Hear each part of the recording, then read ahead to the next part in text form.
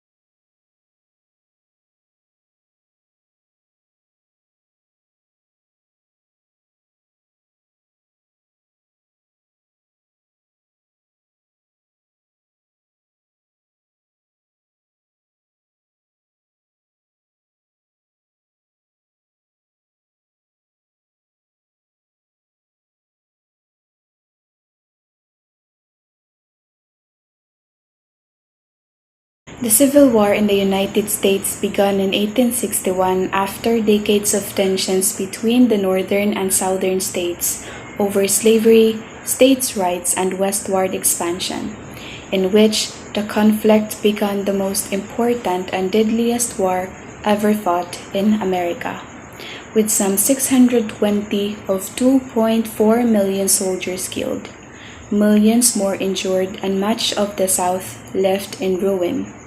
When fundamental economic difference existed between the country's northern and southern regions. In the north, manufacturing and industry was well established and agriculture was mostly limited to small-scale farms, while the South's economy was based on a system of large-scale farming that depended on the labor of black slave people to grow certain crops, especially tobacco and cotton.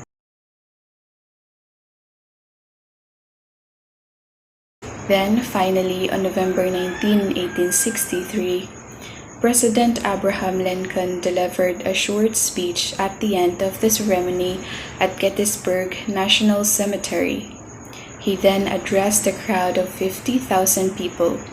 He spoke for less than 2 minutes, and the entire speech was fewer than 275 words long.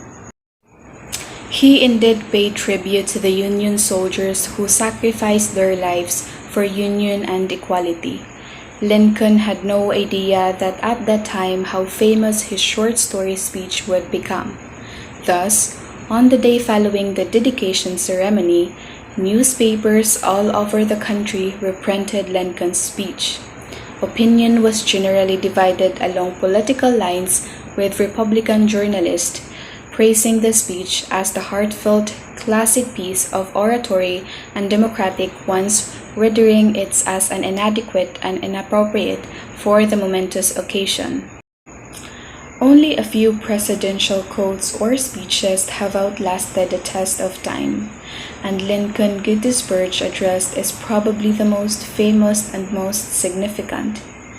In the years to come, the Gettysburg Address would endure as arguably the most quoted and most memorized piece of oratory in American history.